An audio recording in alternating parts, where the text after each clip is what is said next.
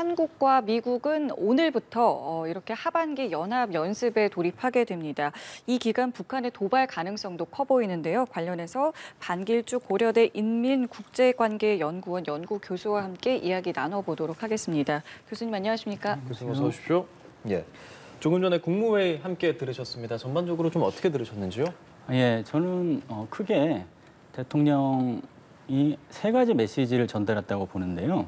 먼저 국군 통수권자로서 을지 프리덤 쉴드라는 국가 총력전 개념의 연습에 앞서서 안보의 중요성, 한국의 국가 안보의 중요성을 언급한 부분이죠. 예.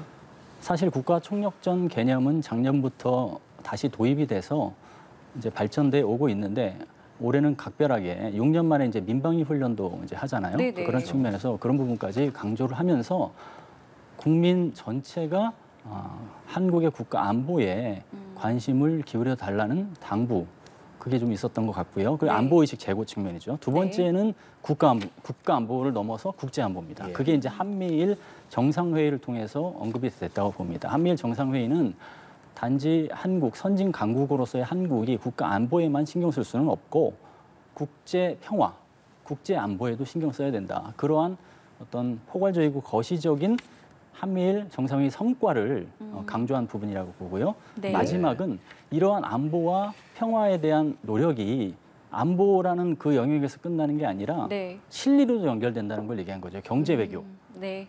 기업과 국민들이 잘 살게 될 수 있는 밑거름이다. 그 세 예. 가지 부분을 강조했다고 봅니다. 예. 자, 그리고 이 말씀하신 것처럼 어쨌든 이제 신뢰로 연결되는 과정에서 이제 지속성을 이제 강조하면서 정례화에 대한 1년에 한 번 이제 한중일 정상이 만날 것이다라는 이제 발언도 했는데 이 부분은 좀 어떻게 들으셨어요? 일단은 이 한미일 정상회의하고 한일중 정상회의가 상반된 것은 아니다. 이렇게 생각을 가져가야 될 것 같습니다. 왜냐하면 분명히 한미일 정상회의가 신냉전 구도를 조성하는 것이 아니라 완화시키려고 하는 부분이 분명히 있는 것이거든요. 특정 국가를 특별히 지목해서 그 국가를 공격하겠다는 동맹의 개념이 아니기 때문에 네. 자유주의적 국제 질서, 규칙 기반 질서를 지킨다는 측면에서 그런 거기 때문에 한일중 정상회의에서의 협력 공간은 분명히 있다고 보고요. 특히나 네. 한국이 의장국으로서 이 성사를 위해서 나름대로 노력을 해오고 있거든요. 최영삼 차관보도 사실은 중국을 방문해서 중국 고위 당국자하고 외교회담도 했고 소통을 이어가고 있고 네. 중국도 사실은 상당 부분 호응하고 있기 때문에 한중일 정상회의도 올해 내로 개최한다는 목표가 어느 정도 지금부터 가시화될 거라고 보고요. 단지 예. 중국이 이번에 그 한미일 정상회의를 놓고 여러 가지 이제 반발을 했죠. 뭐 냉전에 뭐 기류가 올라온다 뭐 이런 식으로 얘기했는데 그것은 한일중 정상회의를 하고 싶지 않다는 메시지가 아니라 한중일 정상회담을 하고 싶지 한일중 정상회의를 하고 싶지 않다는 메시지가 아니라 사실은 그 성사가 될 때 그 의제에 대해서 주도권을 갖기 위한 그 포석이라고 보시면 될 것 같습니다. 예, 알겠습니다. 예. 이런 가운데 북한의 행보를 좀 말씀을 나눠보도록 하겠습니다. 김정은 국무위원장이 해군 함대를 시찰을 했습니다. 이렇게 한미일 정상회의를 하는 이 상황에서 그렇게 시찰했다는 것, 그 배경 그리고 의미 어떻게 좀 생각하면 좋겠습니까? 예, 사실 이게 훈련이 언제 됐는지는 모르지만 예. 공개를 오늘 한 거잖아요. 네. 을지 프리덤 쉴드가 시작되는 첫날 했기 때문에 당연히 이 한미 연합 연습에 대한 견제 성격은 분명히 있고요. 그것뿐만 아니라 지금 한미일 정상회의에 대한 북한의 발언은 나오지 않았는데 김정은의 훈련 참관을 이제 보여줌으로써 간접적인 메시지를 냈다고 볼 수 있고요. 이 배경은 크게 보면 첫 번째는 북한이 계속 해왔던 한미 연합 연습은 북한에 대한 적대시 정책이라고 얘기를 하고 있거든요. 네. 그것을 재확인시키면서 이번에도 한미 연합 연습의 그 성격 규정을 북한 입장에서 한 거죠. 그래서 그 성격 규정을 통해서 어떠한 차후의 도발이 있더라도 그것은 강대강 정책에서 한미의 잘못이 북한의 잘못이 아니다라는 식으로 전략적으로 풀어가려는 그 속내가 좀 있는 것이고요. 좀 쌓는 거군요. 예, 그렇죠. 그게 있고 두 번째는 핵 강압의 차원인데 이번에 그 발사한 순항 미사일은 어떤 순항 미사일인지를 살펴볼 필요가 있습니다. 순항 미사일이 전술 순항 미사일과 네. 전략 순항 미사일이 있는데 그렇죠. 네. 북한이 전술 순항 미사일을 이제 개발해 오다가 최근 들어 전략 순항 미사일을 많이 시험 발사하고 있습니다. 전술 순항 미사일이든 전략 순항 미사일이든 저고도로 비행한다는 것은 동일하지만 전략 순항 미사일은 전술 핵무기로 전환이 가능한 무기거든요. 네. 그러니까 핵 강압의 일환이라는 게 볼 수 있습니다. 조금 전에 대통령이 국무회의에서 이번 UFS 연습의 어떤 그 성격과 특별히 반영된 부분을 언급을 했는데 그게 이제 북핵 대응 훈련이라는 부분이 있습니다. 네, 네. 결국은 북한이 핵무기를 발사할 가능성에 대해서 대응 시나리오까지 한다라는 그러한 언급으로 이제 시사한다고 할 수 있겠는데 북한은 거기에 그런 것을 미리 염두에 두고 핵 강압을 강하게 한다라는 측면에서 핵무기 전환이 가능한 전략 순항 미사일을 발사를 했다. 그런 측면이 이제 배경적인 측면에서는 두 가지가 있다고 보고요. 네. 그 외에 저는 이번에 그 공개된 사진을 보니까 예. 주목해야 될 부분이 전략 순항 미사일을 발사한 플랫폼입니다. 과거에 824 영웅함이라고 해서 이제 북극호 3형을 발사해서 영웅칭호를 부여해준 잠수함이 있는데 그 잠수함에서도 전략 순항 미사일을 발사했다고 예전에 얘기한 적이 있었거든요. 지금은 이제 수상함에서 발사한 건데 네네. 그 수상함을 보니까 굉장히 그 첨단화하려는 노력이 지금 보입니다. 기존에 있는 그 북한 함정하고는 완전히 다르고 일단은 선체형이 그 최근 함형 발전 추세를 따르고 있고 아, 그렇습니까? 그다음에 이제 그 함정 자체에다가 런처 발사대라고 하죠. 발사대를 네네. 설치해서 거기서 이제 전략 순항 미사일을 발사할 수 있게 했고 네. 사격 통제 레이더도 있는 것으로 보여요. 이것은 사실은 앞으로 북한이 도발하는 도발의 시나리오와 선택지가 지금의 어떤 모습과는 달라질 수 있다. 왜냐하면 해전에서 북한이 한국군에게 항상 패전했던 이유, 1차 연평해전, 2차 연평해전, 대청해전 다 패전했던 이유가 예. 전술이 한국군이 좋아서 그런 것도 있고 뭐 그 싸움의 의지 이런 것도 한국군이 높아서도 있지만 무기 체계 차이점이 있었거든요. 사격 통제 레이더가 북한은 없고 매뉴얼로 다 표대를 조작하기 때문에 명중률이 낮았습니다. 한국은 네네. 사격 통제 레이더가 있고 그렇기 때문에 이 변화의 지점 그래서 여기에 변화에 맞춰서 대응 작전을 어떤 식으로 해야 될지 그것도 이제 고민해야 될 숙제를 던졌다고 봅니다. 그런 것들을 보여주기 위해서 일부러 해군 부대를 찾은 이유도 있겠군요. 그렇죠. 예, 왜냐하면은 해군이라는 공간은 정전 체제에서 항상 교전이 이루어왔던 네네. 곳이거든요. 그래서 도발의 어떤 영역으로서 삼아왔던 곳이기 때문에 도발을 시사하는 측면이 분명히 있다고 보죠. 예. 예. 근데 이 조금 전에 이제 합참에서 내려온 공지에 의하면 저런 약간 이제 보도된 내용이 지금 북한에서 보도된 내용이 좀 다소 과장됐을 수도 있다라는 이제 메시지를 내놨거든요. 이 부분은 그럼 저희가 어떻게 좀 봐야 되겠습니까? 그 보도의 과장이라는 그 컨텐츠는 사실 나오지 않았기 때문에 모르는데 두 가지 예. 측면을 생각해 볼 수 있을 것 같아요. 첫 번째는 북한이 이제 먼저 저 전략순항 미사일 발사 사실을 한국 군 당국이 먼저 얘기한 건 아니니까 네. 북한 입장에서는 이것을 탐지하지 못하는 한국군의 어떤 허점을 얘기를 하는 측면인데 그게 사실과 다르다는 측면이 하나 있을 수가 있고 네네. 두 번째는 무기 체계가 사실은 수상함에서 전략 순항 미사일 즉 2,000km 전략 순항 미사일은 거의 사정거리 2,000km 정도 네네. 되는데 그 날아갈 수 있는 무기 체계가 어느 정도 사실은 전력화되었냐, 작전 배치되었냐 이런 측면에서 명확한 분석이 필요하거든요. 네. 그 정도의 어떤 차이 때문에 이거를 이제 왜곡 과장으로 해서 북한은 북한의 어떤 사실은 저런 무기 체계 현시의 최대 성과를 끌어올리려고 하겠죠. 그런데 그런 이제 게 과장됐다라는 측면이 없지 않아 있는 것 같습니다. 예. 한미가 오늘부터 을지 자유의 방패 연합 연습을 시작했습니다. 눈에 띄는 점이라고 본다면 기동훈련, 야외 기동훈련 대폭 확대되고요. 또한 미국 본토의 우주군이 이번에 처음으로 연습에 참가하게 됩니다. 어떤 의미가 있습니까, 교수님? 예, 사실은 우주군의 그 참가는 이번 한미 동맹 70주년 계기에 이루어진 한미 정상회담에서도 예. 우주 영역은 한미 동맹의 영역이라고 사실은 분명히 했고요. 이번에 한미일 정상회의도 우주 영역이 협력의 공간으로 얘기됐습니다. 그래서 이번 우주군이 본토에서 직접 와서 참여하는 것은 정상급에서 합의한 이 어젠다를 예. 사실은 필드, 현장에서 그대로 적용하고 이행한다. 그런 예. 측면이 있다고 볼 수 있을 것 같습니다. 특히나 한미 연합 연습이나 훈련에서 가장 사실은 많이 이제 발전시켜야 될 부분이 우주협력 분야거든요. 미군도 우주군을 지금 만든 지가 이제 얼마 안 됐고 우리도 이제 우주 부분에 이제 최근 높은 관심을 보이고 있는 상황에서 이제 군사 측면에서의 우주 협력도 필요하다라는 측면에서 가장 사실은 뒤처져 있는 부분이기 때문에 가장 또 속도감 있게 추진해야 될 필요성이 또 있는 부분이라 그래서 우주군이 이번에 오는 것은 그런 측면에서 긍정적 의미가 있다고 볼 수 있습니다. 네. 또 이번 연습 기간에 미국의 전략 자산이 전개될 가능성도 있다라고 하는데 이 부분은 그럼 어떻게 좀 보고 계세요?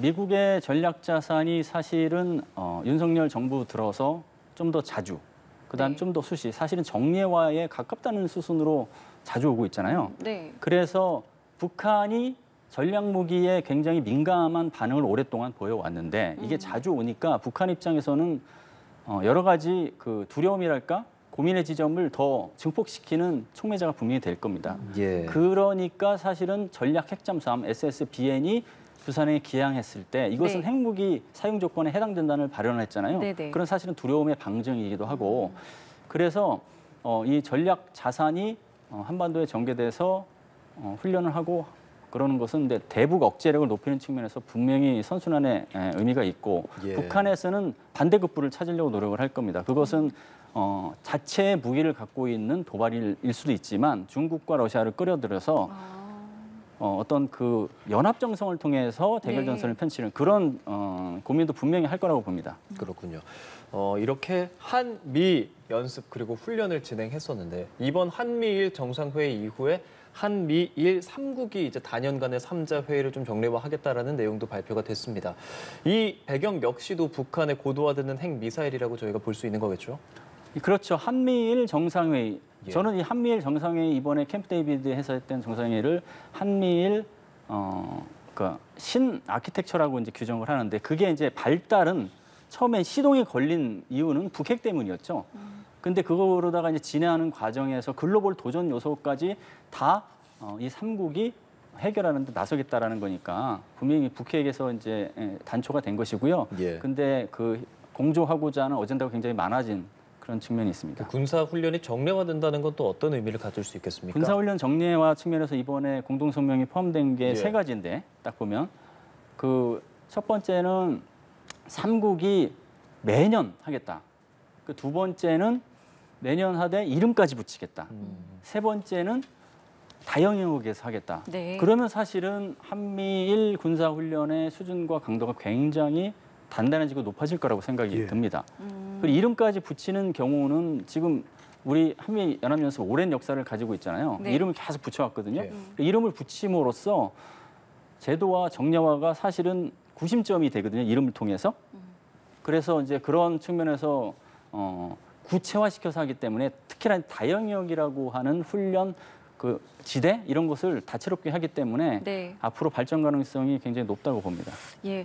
자, 이런 상황이기 때문에 이제 북한의 도발 가능성도 있을 수 있다라고 앞서 말씀을 해주셨는데 한미일 정상회의가 끝나자마자 중국은 북부 지역에서 서해 북부 지역에서 군사 훈련을 진행을 했단 말이에요. 네. 이거는 뭐 어떤 의미라고 좀 보고 계십니까? 저는 중국의 기존의 그 전략의 연장선이라고 보는데요. 네. 중국은 삼전이라고 심리전, 여론전 등 이 세 가지를 포함해서 법률전까지 포함해서 이 3전을 이제 하면서 동시에 해상 무력 시위를 통해서 그 접점을 통해서 강압의 효과를 극대화시키는 전술을 펴왔거든요. 즉 중국이 메시지를 통해서 이렇게 내놨어요. 지금 신냉전의 기류를 만들어냈다 이런 식으로 해서 심리전, 여론전을 하면서 그와 네. 동시에 그것을 그러한 불만을 해상에서 펼침으로써 무력 시위를 같이 해서 강압의 어떤 수위를 끌어올리겠다는 것도 있고요. 두 번째는 한미일 정상회의 때 이렇게 중국이 서해에서 나서서 훈련을 하는 것은 네. 사실은 한미일 정상회의의 3자 군사훈련의 기본적으로 목표는 북핵 대응이거든요. 네네. 근데 이것은 중국을 염두에 두고 하는 훈련이다라는 식으로 역으로 이렇게 만들어내려고 하는 그런 포석도 같이 있는 거거든요. 아. 그래서 그런 것은 아니다라는 분명한 메시지를 한미일 정상이 사실은 뭐 냈음에도 불구하고 그런 식으로 전략적으로 역이용하는 측면이 있고 한국의 입장에서는 네. 서해라는 지역이 중국이 사실은 남중국해에서 내화를 상당히 진척을 해놓은 상태인데 그 다음 타겟으로 서해 내화를 할 가능성이 높다라고 보면서 이번뿐만 아니라 항공모함 전투단을 이용해서 해상 현실을 한다든가 이런 것들을 해왔거든요. 예. 그래서 서해에 대해서도 해양 이익을 지키고 주권을 지키는데 좀 더 한층 신경을 써야 되는 부분이 분명히 있다고 봅니다. 그러니까 말씀하신 대로 앞으로 이제 이 중국과의 관계를 우리가 어떻게 좀 잘 형성해 나가느냐가 굉장히 좀 중요한 부분일 것 같은데 앞서서 잠깐 언급을 해주셨습니다마는 한중일 정상회의 가능성에 대해서 좀 가시화하고 있다라고 말씀을 해주셨고 실제로 어제 저희 연합뉴스TV에 조태용 실장이 나왔을 때도 그 가능성에 대해서 살짝 좀 언급을 해주셨는데 어떤 부분 때문에 지금 그 가시성에 대해서 말씀을 하신 건지 좀 자세히 듣겠습니다. 예, 사실 중국이 한국이 일본과 좀 더 그 협력을 이제 그 본궤도에 올리고 한미 동맹을 강화하는 과정에서 중국이 한국의 외교적인 어떤 지대 확장을 방관하다든가 비판만 해서는 중국의 국익을 견인할 수 없다라는 그런 이제 나름대로의 계산을 좀 한 것 같습니다. 그게 첫 번째가 있고 예. 두 번째는 일단은 사드 경제 보복을 통해서 한국인의 중국에 대한 어떤 그 심리적 불편함이 굉장히 커졌거든요. 네. 거리가 멀어졌습니다. 그것도 중국 입장에서는 한국과 소통을 한다든가 한국을 대상으로 어떤 외교적 이익을 갖는데 엄청난 방해 장치가 됐다라는 것을 이제서야 좀 깨닫고 무조건 이렇게 멀리만 할 게 될 게 아니라 필요한 부분이 있다면 만나서 얘기를 하고 거기에서 외교적 레버리지를 행사를 하겠다라는 식으로 어떤 전략 셈법을 바꿨다고 보고요. 네. 그렇지 않으면 굳이 우리나라 차관보가 중국까지 가서 고위 당국자하고 만나는 것을 성사시키지 않거든요, 중국은. 그래서 그런 것도 그런 포석이 있고 네. 그 조야에서는 사실은 전문가를 중심으로 그런 움직임이 많이 가시화되는 게 포착이 됩니다. 예. 이런 가운데 북한의 해킹 조직인 김숙희 한미 연합 군사 연습을 앞두고 관련해서 사이버 공격을 시도한 정황 등이 파악되고 있습니다. 이런 것들이 보통 좀 있어 왔던 거죠, 이런 시기에. 김숙희가 이제 대표적으로 해커로서 악성 코드를 심고 그 해킹하는 대표적인 조직인데 사실은 사이버 전사라고 하죠. 북한의 사이버 전사는 적게는 7,000명, 많게는 한 23,000명까지 추정하는 그런 예. 전문가도 있습니다. 중요한 것은 사이버 전사가 굉장히 많아지고 있고 이 많아지는 것 중에 도드라진 점은 정부를 대상으로 한 공격뿐 아니라 민간을 대상으로 한 공격도 많다라는 네. 것이고요. 사실은 외교안보 전문가들은 온갖 그 사이버 그 해킹의 위험에 이미 많이 도사린 지가 꽤 몇 년 됐고요. 예. 그러니까 그거의 연장선에서 이번에 주한미군 그 관련된 쪽까지도 악성 코드 접속을 했었다라는 것을 이제 확인해 준 바가 있는데 주한미군에서 예. 네. 전방위적으로 확대되고 있는 게 진짜 현실이고 그래서 그 모든 분들이 다 조심해야 되는 상황이라고 봅니다. 이번에 국내 워게임 운용 업체에 악성 이메일을 보냈다라는 건데 이게 그렇죠. 어떤 것을 얻기 위해서 김숙희가 이런 행동을 하는 겁니까? 일단은 악성 코드를 통해서 컴퓨터를 해킹하게 되면 다 들여다볼 수 있거든요. 그 본인이 이제 볼 수 있는 것들을 상대방 그 김숙희에서 이제 볼 수 있는 거니까 특히나 그게 이제 주한미군이라고 하면 연합 연습, 그 군사 비밀 이런 게 아무리 작다 하더라도 그 작은 거 하나로 추론해낼 수 있는 많은 어떤 정보적 가치가 있기 때문에 네. 그거를 노렸다고 봐야 되고 그래서 이제 사실은 굉장히 사이버 대응이 중요하기 때문에 한미일이 같이 공조를 해야 된다라는 목소리도 내고 있는 것이죠. 예, 일단은 당장 이번 해킹 시도로 군 정보에 대한 어떤 유출 피해는 없었다고 전해지곤 있습니다만 말씀하신 대로 지금 워낙 이제 활발하게 활동을 하고 있기 때문에 앞으로가 더 중요한 부분인데 실제로 이제 한미일에서도 이번에 이 사이버 협력에 관해서 이제 언급을 했잖아요. 이 내용이 앞으로 좀 실효성이 있게 진행될 것 같습니까? 이번에 이제 사실은 사이버 협력이라는 포괄적인 문구만 담은 게 아니라 제도, 협력체를 구체적으로 만들어서 그 회의체를 통해서 발전시켜 나가겠다는 거기 때문에 네. 정례와 제도화의 영역에 이 사이버도 들어가 있는 겁니다. 그래서 충분히 발전할 것이라고 보고요. 네. 특히나 이 사이버 같은 경우는 기존에 이제 좀 더 많이 이런 부분에서 고민해 왔던 미국 이런 국가 그다음에 이제 조금 늦었지만 조직을 발전시키고 있는 일본 이런 국가들에게 일부 어떤 노하우는 전수도 해주고 이거 받는 과정에서 시너지가 창출할 것이라고 보거든요. 예. 그래서 한국도 그 한국은 미국보다는 사이버 대응 능력이 약간 뒤질 수 있지만 일본보다는 더 높은 측면이 있거든요. 그래서 그 양측의 측면에서 배울 부분, 그다음에 또 가르쳐줄 부분이 다 이렇게 서로 상호 어떤 주의 하에서 교환됨으로써 사이버 대응 능력이 한층 강화될 것이라고 봅니다. 우려되는 점은 없을까요? 이게 한미일이 사이버를 공조한다는 부분에 있어서요? 그런 부분은 분명히 그 정보의 그 공유 수준을 어느 정도까지 해야 예, 될까? 예. 그 네. 사실은 한계치가 분명히 있고요. 네. 그 한계치가 동맹으로 지금 한미일 아키텍처가 나타난 게 아니기 때문에 동맹 이하의 수준으로 정보를 공유할 것이라고 예상됩니다. 예, 알겠습니다. 지금까지 반길주 고려대학교 일민국제관계연구원 연구교수와 관련 이야기 좀 나눠봤습니다. 오늘 말씀 고맙습니다. 예, 감사합니다. 잘 예, 들었습니다. 감사합니다.